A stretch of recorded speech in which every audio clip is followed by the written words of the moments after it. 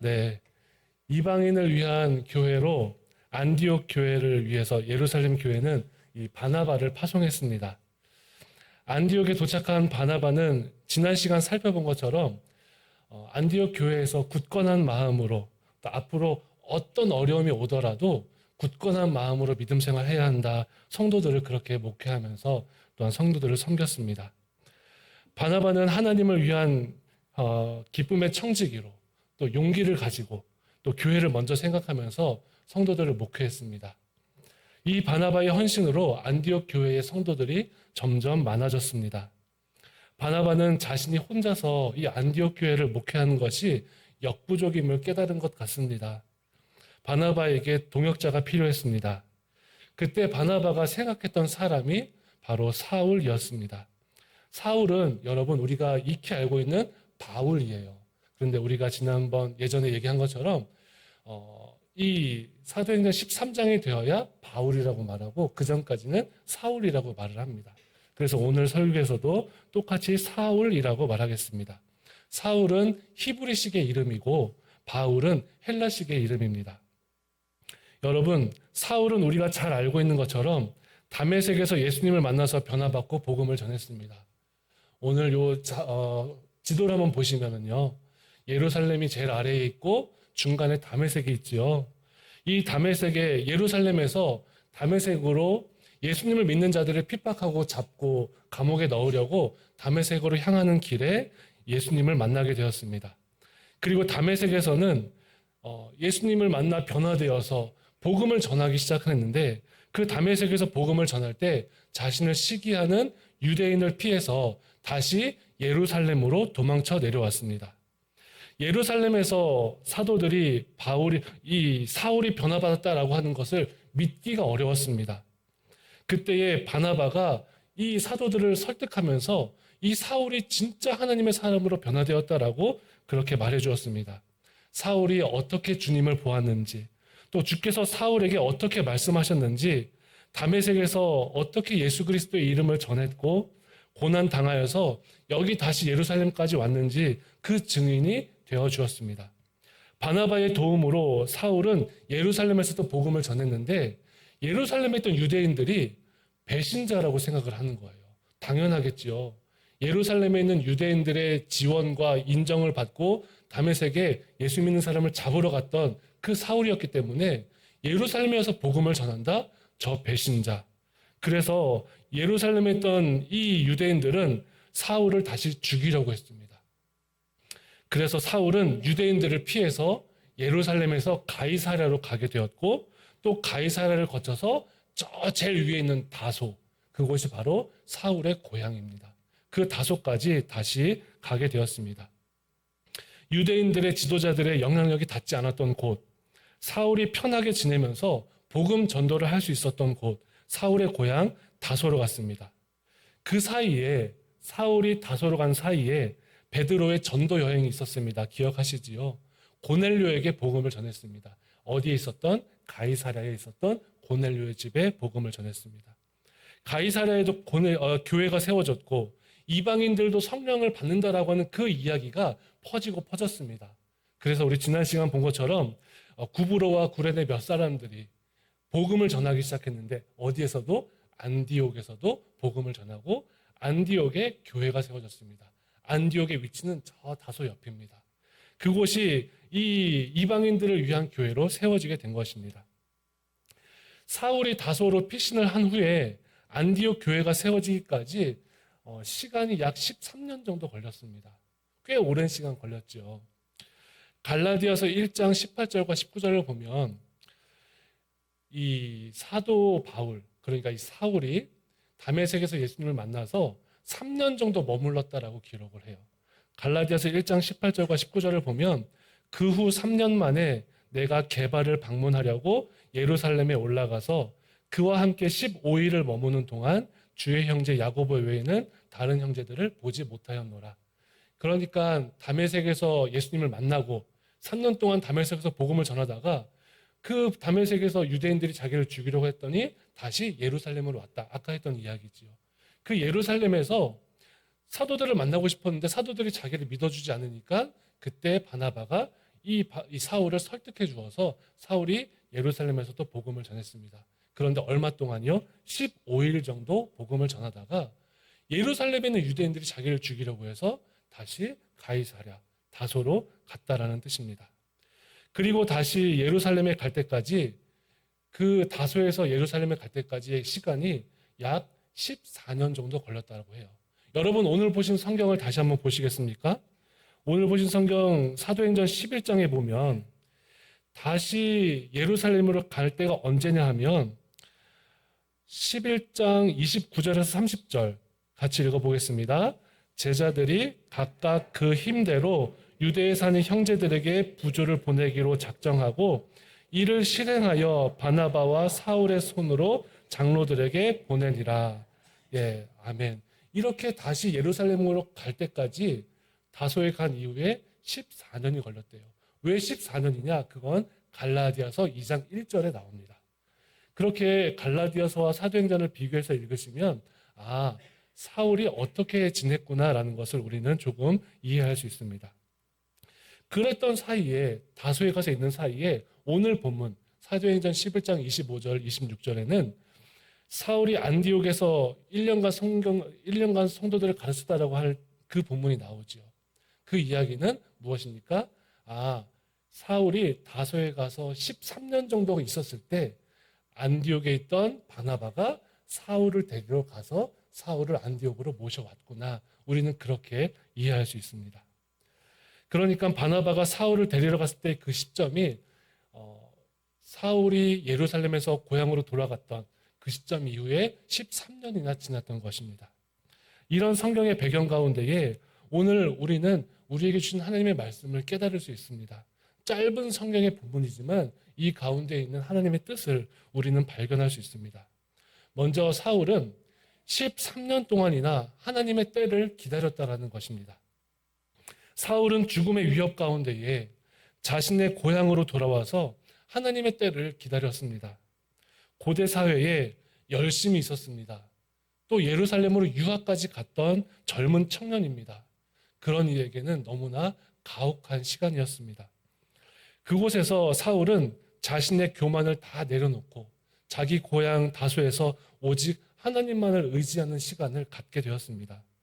복음을 전하고자 하는 열정은 타오르는데 고향에서 얼마나 내가 여기에 있어야 할지, 물론 고향에서도 복음을 전했겠지만 내가 하나님께 어떻게 쓰임받아야 할지 고민하고 그 시간을 전혀 알지 못한 채 매일매일 하나님의 때를 기다리게 되었습니다.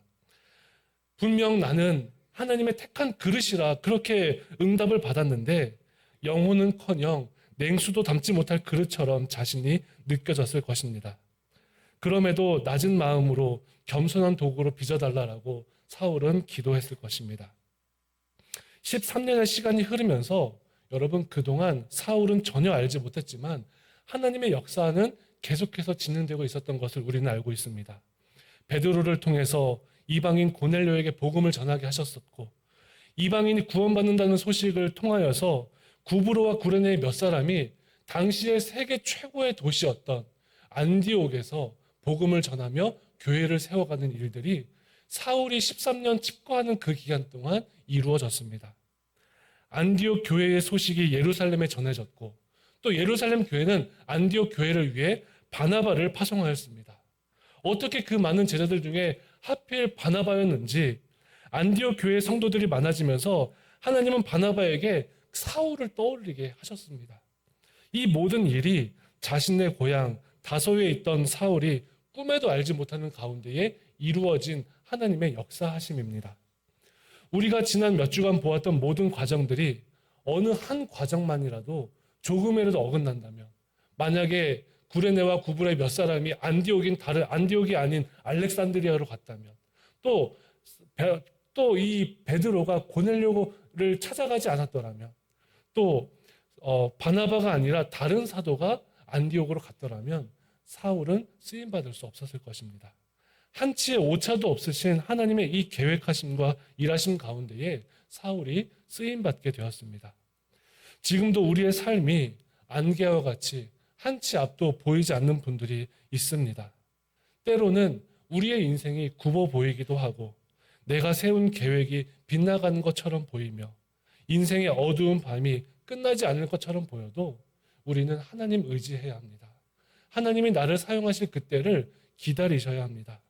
얼마나 힘들고 얼마나 어려운지 그 기간이 기다리는 시간이 너무나 길고 어렵지만 우리는 그때에도 변함없이 하나님 바라보면서 기다리고 기다리셔야 합니다. 우리는 지금 볼 수 없는 것이 너무나 많습니다. 제가 예전에 저의 간증을 드린 적도 있지요. 김기현 목사가 부모님이 신앙생활 하지도 않을 그때에 작은 개척교회 전도사를 하면서 신학교 시험은 떨어지지. 부모님은 너 왜 가서 돈 안 벌어오냐고. 너 왜 가서 돈 안 벌어오냐고. 그럴 때 너무나 좀 마음이 아프더라고요. 그러면서 맨날 도서관 가면서 도서관 앞에 있는 풀들에게 너는 잘 좋겠다. 너는 좋겠다. 진짜 그랬어요. 도서관 가는 길에 이렇게 민들레 같은 게 피어 있잖아요. 그럼 너네는 좋겠다. 걱정도 없어서. 너는 공부도 안 하고 나는 공부도 해야 되고 시험도 치러야 되고 많이 힘들고 어렵고 외로웠는데 그때마다 하나님을 향한 방향을 놓지 말아야 합니다. 우리 삶에 힘들고 어려울 그때에 하나님을 향한 우리의 힘, 능력, 방향을 끝까지 붙잡고 그 시간을 견디면 하나님이 우리를 사용해 주실 줄로 믿습니다. 그런가 하면 우리는 산을 넘어야 합니다. 교회를 세우기 위해서 이 바나바는 산을 넘었습니다. 사울은 유대인이자 로마의 시민권자였습니다. 유대교의 학식이 높았고 이방인의 신분으로 세계 선교의 모든 조건을 잘 갖추고 있었습니다. 얼마나 감사합니까? 하나님께서 사도행전 9장에 아나니아를 통해서도 말씀하시기를 하나님의 이름을 이방인과 임금들에게 또 이스라엘 자손에게 전할 택한 나의 그릇이라 사울을 그렇게 쓰셨습니다. 이 바나바는 이 말씀을 기억하고 있었어요. 교회를 직접 세우기 위해서 사울을 데리러 다소로 갔습니다. 여러분 그런데 이 사진 한번 보실까요? 아까 처음에 보셨던 사진을 조금 확대했습니다. 안디옥에서 다소로 가는 그 길인데 안디옥에서 다소로까지 육로로 갈 때의 지도를 표시한 길입니다. 중간에 파란색 길이 걸어갈 수 있는 육로입니다. 거리로는 약 170km에서 180km 정도 됩니다. 그러니까 쉬지 않고 걸어가면 한 20일 정도. 조금 더 부지런히 열심히 뛰어간다고 해도 한 보름 정도 걸리는 그런 길입니다. 그런데 문제는 안디옥에서 다소로 가기 위해서는 제가 녹색으로 조금 더 칠한 부분, 저 아마누스 산맥을 넘어야 합니다. 현재 지도에는 우준 지아레트 산맥이라고 기록이 되는데 이 산맥의 옛날의 이름이 아마누스 산맥입니다. 이 산맥의 높이가 2200m 되는 험준한 산입니다. 이 산맥을 넘어서 걸어가야 합니다. 평지를 걸어도 어려운 길을 하늘을 찌를 듯이 솟아있는 이 산맥을 넘는 것, 이 산맥을 넘어서 자신의 동역자를 찾아 한 달간 걸어가는 것은 정말로 쉬운 일이 아닙니다. 바나바가 힘들었으면 이 길을 가기 싫으면 예루살렘 교회에 목회자를 다시 초청해달라고 편지를 쓰면 됩니다. 하지만 바나바는 안디옥 교회에 가장 필요한 인물이 누구인가 기도하고 고민했을 때 바로 사울임을 알았기 때문에 자신이 직접 이 높은 산을 넘어서 헌신의 길을 걸었던 것입니다. 사랑하는 여러분, 교회를 세운다라고 하는 것은 이렇게 산을 넘는 일과 같습니다. 여기 교회를 보아도 그렇지요. 여기 교회, 아무런 대가도 없이 교회를 사랑하는 마음으로 누가 인정해 주지도 못하는데 함께 예배드리기 위해서 이 복음 전파의 일을 위해서 자발적으로 헌신하고 함께 예배하며 섬기는 성도들이 계십니다. 그 성도들의 산을 넘는 헌신과 수고가 우리 여기교회를 세워가고 있음을 믿으시기를 바랍니다. 저는 우리 여기교회 성도님들과 이렇게 예배를 드리면 이게 웬 기적인가, 이게 웬 은혜인가 이렇게 고백할 수밖에 없습니다. 세상에 어떤 교회가 이렇게 예배를 드리는 성도들이 스스로 모이시고 스스로 자기에게 주신 일을 발견하고 자기의 사명에 헌신하고 자기의 것을 아끼지 아니하고 내놓을 수 있는 이런 교회가 어디에 있습니까?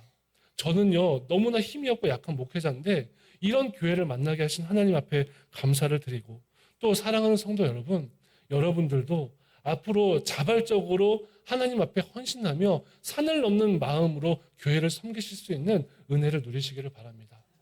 예전부터 오랫동안 얘기를 했지만 저희 교회는 한 사람이 한 봉사를 했으면 좋겠습니다.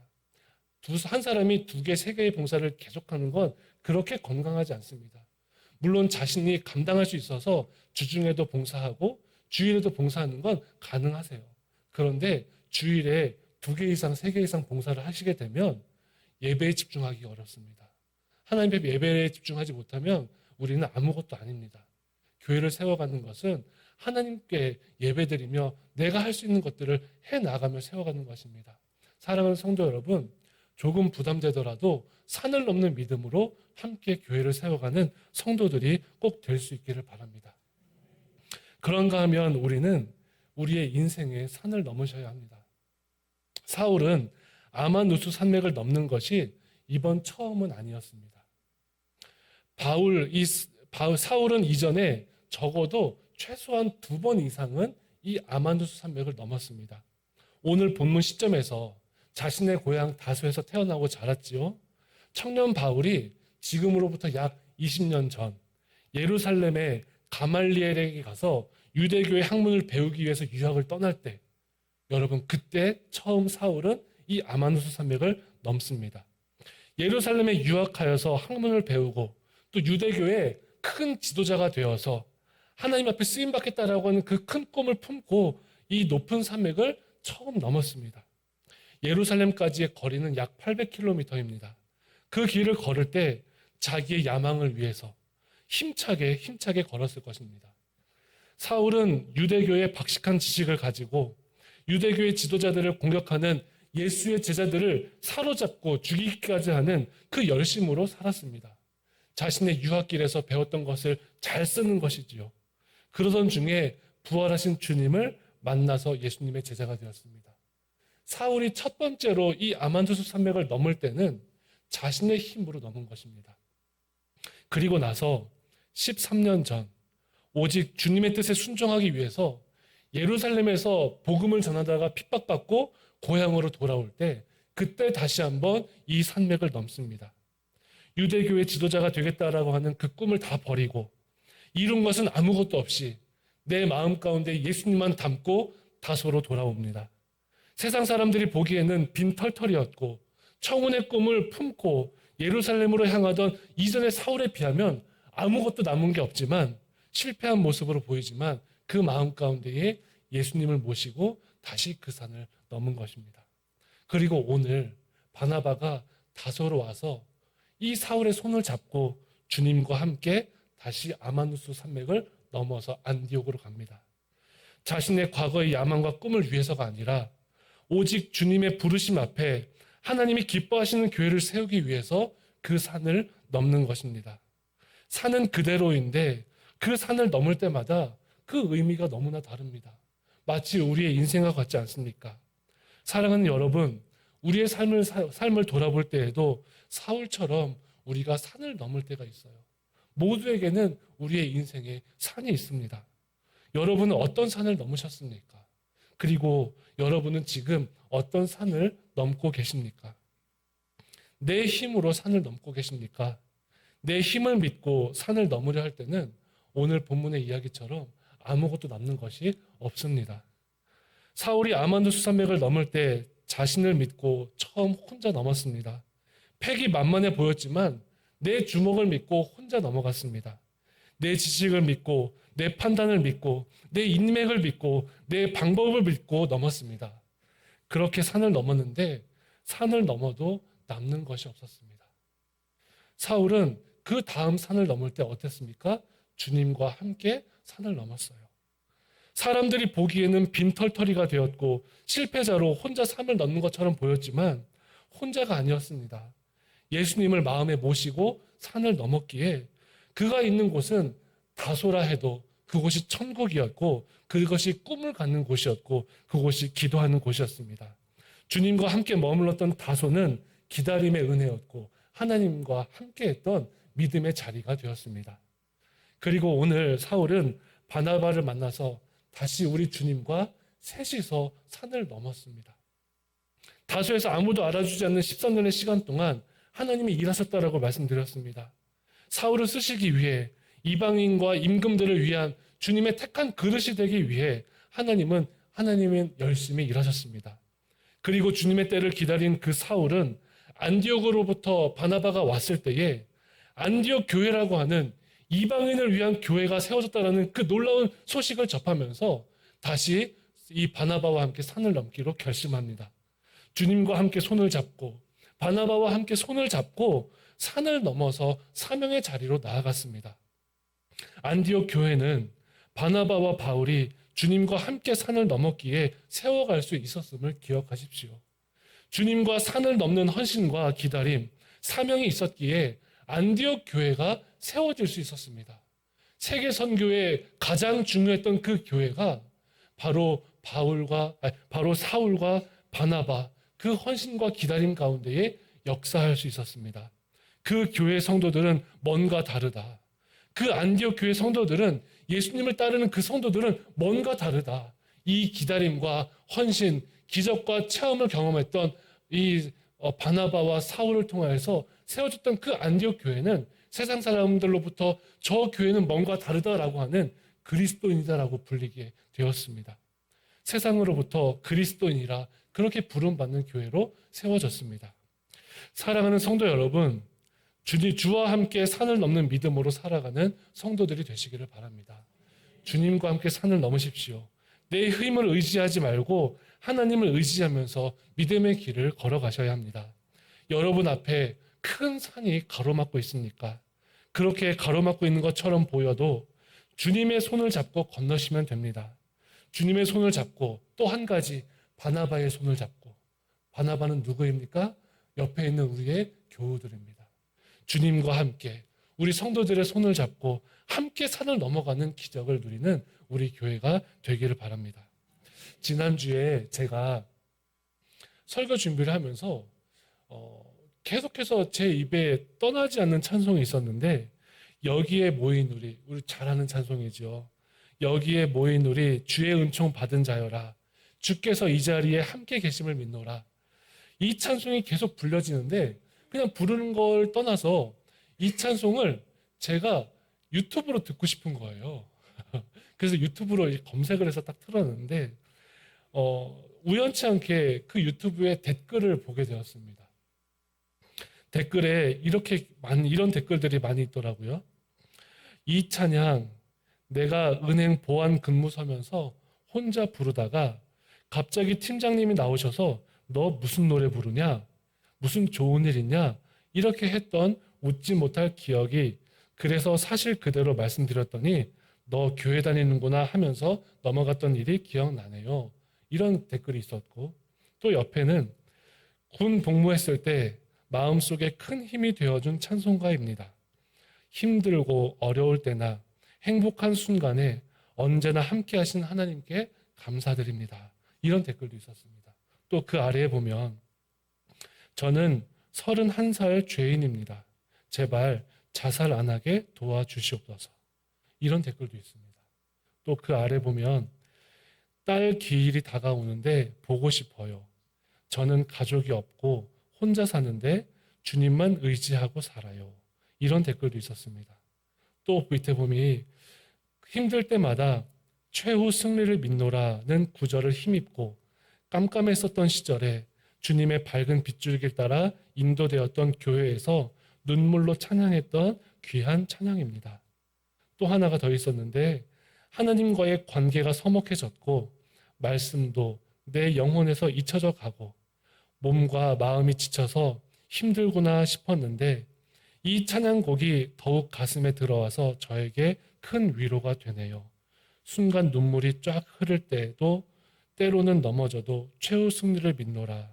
아멘. 이렇게 수많은 사람들의 삶의 모습을 담은 이 글들이 있었습니다. 다양하고 많은 사연이 적힌 이 댓글을 보면서 말씀을 준비할 때 우리 성도님들의 삶도 이렇겠구나. 우리 성도들의 삶도, 함께 걷는 믿음의 길의 성도들의 삶도 이러한 어려움과 아픔과 사정들이 다 각각 있겠구나. 주님과 손을 잡고 산을 넘어야 하겠구나라고 생각했습니다.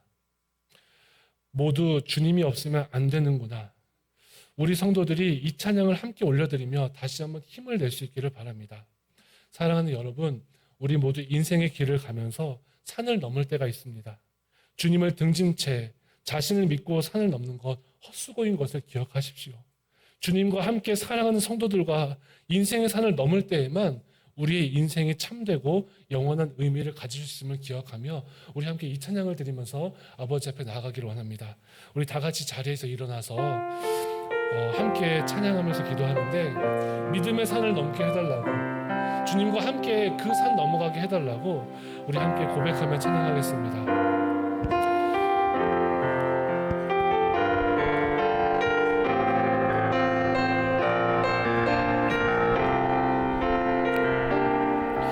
여기에 모인 우리, 여기에 모인 우리, 주의 은총 받은 자여. 아멘. 주께서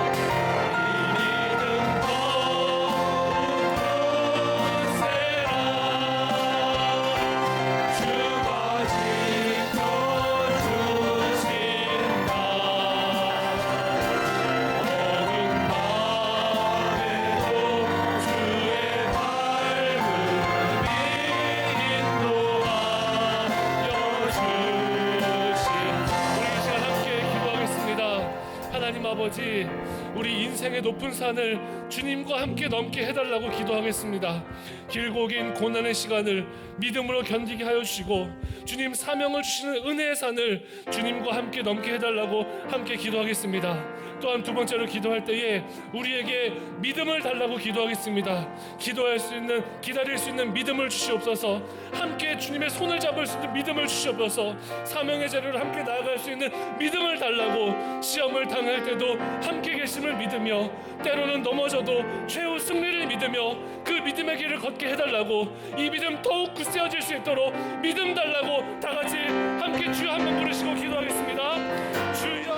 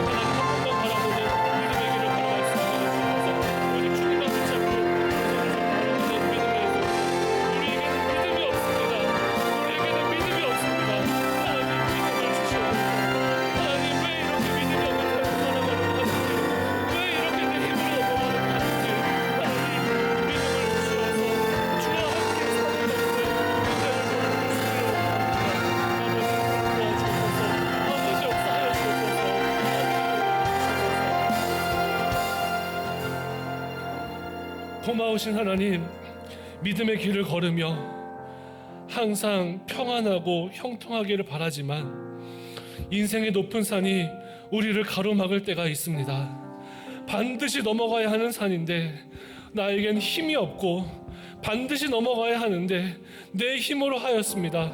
내 힘으로 넘으려고 하였고 내 힘으로 내 방법으로 넘으려고 하였습니다. 우리가 걸어가는 믿음의 길에서 만나는 높은 산은 주와 함께 넘어가게 하여 주옵소서. 함께 믿음의 길을 걷는 성도들과 손을 잡고 건너갈 수 있도록 은혜를 베풀어 주옵소서. 오직 주님과 함께 인생의 산을 넘게 하여 주시어서 고난 중에도 감사를 잃지 않게 하여 주시고, 사방이 막혀있는 상황 가운데에서도 빛 대신 주님만을 의지하게 하여 주셔서 순적하고 순적하게 인생의 산을 넘는 우리의 여기교회 성도들이 되게 하여 주옵소서. 나의 손과 주머니가 비어있고 아무것도 없는 삶이라 하여도 주님의 것으로 채워지는 역전을 경험하는 복을 내려 주옵소서. 그리하여서 하나님의 살아계심을 선포하는 삶을 살게 하여 주시고 십자가에서 주신 생명을 전하며 살아가는 성도들이 되게 하여 주옵소서. 우리를 사랑하시되 끝까지 사랑하시는 예수님의 이름으로 기도드리옵나이다. 아멘.